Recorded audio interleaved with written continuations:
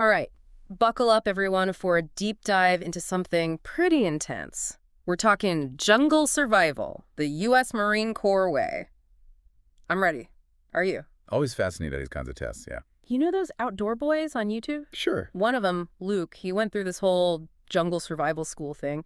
6 days, Okinawa, Japan, documented the entire thing. No food, by the way. Wow, okay, yeah, that's next level. That's not just learning how to build a fire, that's like rewiring your brain. Exactly. That's what we're digging into. What does it actually take to survive in that kind of environment? The rules were brutal. Basically just the clothes on his back, a few tools, and that's it. No food for 6 days, that's gotta mess with you. You're surrounded by stuff, but you can't just eat anything. One wrong move, game over. High stakes, what's edible, basically. And the instructors don't sugarcoat it. Right off the bat, they're listing off the dangers, venomous snakes, like 3 different kinds. Taboo snakes, right? Nasty. Yeah, giant centipedes, scorpions. Oh, and don't forget those Asian giant hornets, the murder hornets. Even with the coral snakes, it's not just the venom that'll get you.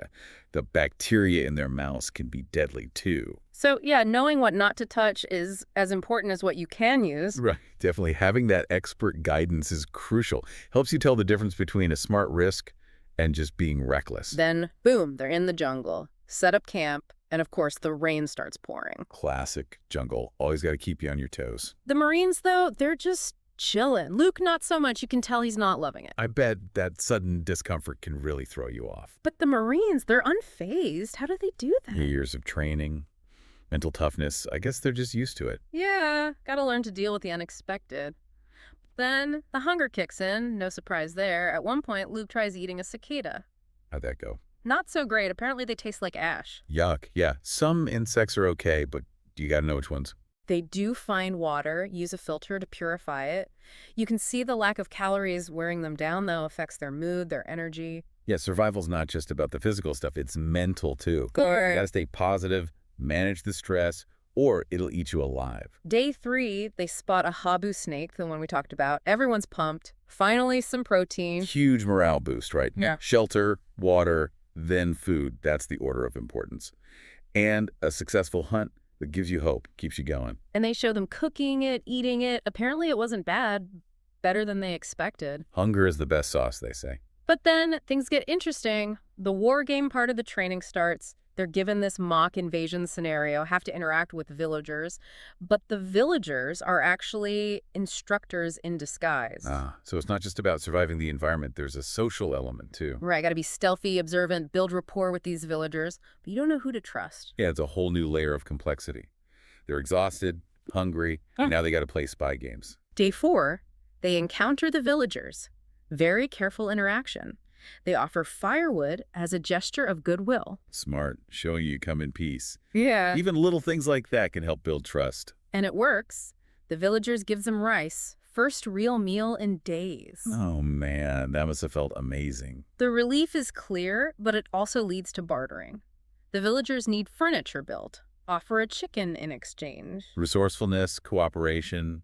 You never know what opportunities might come up. And that chicken feast, it's a powerful scene. Everyone's bonding over it. Sharing a meal, especially after that kind of hardship, it creates a real sense of community. But then, boom, another twist. The villagers get kidnapped by the enemy. Whoa, okay, so things are escalating quickly. The jungle and this training, it keeps you guessing. You can plan all you want, but you gotta adapt. In the chaos, the enemy leaves behind the rice.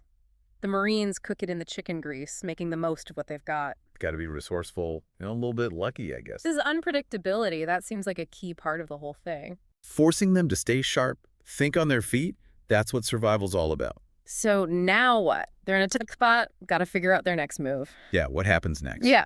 This is getting intense. This kidnapping throws a real wrench in things. They gotta reassess, make some tough choices. Do they try a rescue? Or focus on their own mission? Talk about pressure. These decisions have real weight to them. But their training kicks in, even with all the exhaustion and new challenges. They do a tactical withdrawal, you can see in the video, regroup, weigh their options. Really interesting to watch. Seems like they decide their own safety comes first, get out of there. Makes sense. They were outnumbered, could jeopardize everything. Right, it's a training exercise after all. Still, they felt that urgency, the responsibility. That's what's impressive. Blurs the lines between fake and real, you know. So new extraction point needed, another waiting game. But of course, jungle throws another curveball, always does. What now? There were civilians, construction workers near their extraction zone. Instructors had to change plans last minute. Adaptability 101, right? Can't get stuck on the original plan. Gotta roll with it. Exactly. Holding on to a rigid plan can be dangerous in survival situations. So they're trekking again, exhausted, time's running out. Then they hear it. Americans, please help. A cry for help. Part of the war game, right? Testing their awareness. They want to help, but gotta be cautious. Could be a trap. Got to balance that compassion with a healthy dose of skepticism. They approach carefully. Turns out it's the villagers. What? But there's a twist. They're guarded by enemy soldiers. Oh boy, now it's not just rescue, it's a potential standoff. The tension in this part of the video, you can feel it. They're negotiating, assessing the threat, and they know they're being watched. High stakes. Every move matters. What's the most important skill in that moment, do you think? Communication. Got to understand the other side. De-escalate if possible. But here, it goes south fast. Things get physical, shouting. Eventually, the Marines have to pull back. Shows you, even a seemingly safe situation can flip in an instant. Always got to be on guard. Another tactical withdrawal, regroup, assess. It's impressive how calm they stay. Mental toughness, bouncing back from setbacks, that's what keeps you going. Back to the waiting game, find a new extraction, make the best of it. Luke tries cooking rice with an MRE heater. Doesn't quite work, but still. Bit MacGyver spirit, right? Making do with what you've got. As day turns to night, the psych warfare begins. Oh yeah, I remember this part. Loudspeakers blasting propaganda music, trying to mess with their heads. Instructors thought of everything. It's not just physical hardship. They're pushing these guys to the absolute limit. Sleep deprivation, isolation, that can break you down just as much as anything else. And then, just when things seem bleakest, the rain starts pouring again. Jungle doesn't let up, does it? You're at the mercy of the elements. Luke's covered in bug bites, exhausted, but he's still going. That's the grit, the determination that defines a survivor. Finally, day 6 arrives. They secure a landing zone, send up the signal. It's the end, after 6 days of absolute intensity. Relief, exhaustion, maybe a little disbelief. I bet it's a mix of everything. You see the helicopter approaching, it's like the weight lifts off them. They faced it all, came out stronger, individually and as a team. Luke lost 12 pounds in 6 days, he says. It changed him, not just physically.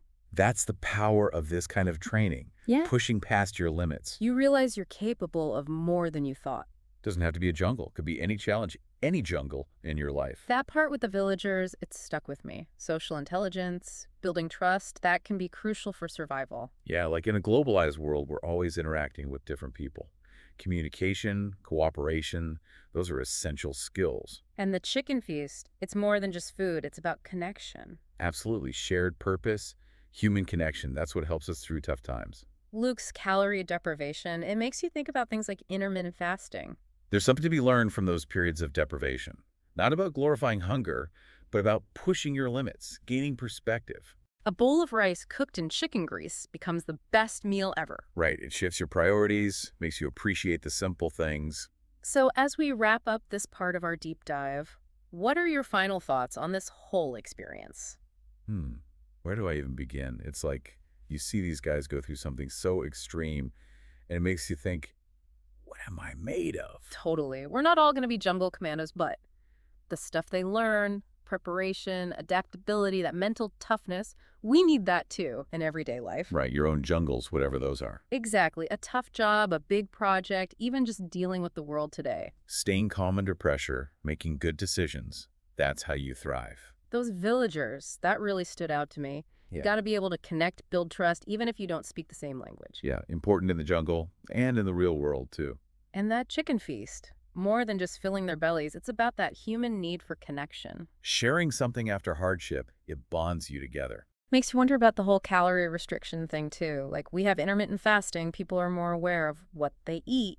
Pushing your limits, it can change your perspective. Suddenly, that simple meal is the best thing ever. You appreciate what you have, you know. So as we wrap up, I keep coming back to this idea.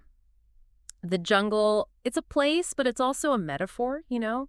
We all face our own challenges, our own jungles, and these survival skills, they help us get through it. Couldn't have said it better myself. Thanks for joining us on this one. It's been wild. And to our listeners, what resonated with you? What are your jungles? Think about it. Until next time, stay curious, and remember, you're tougher than you think.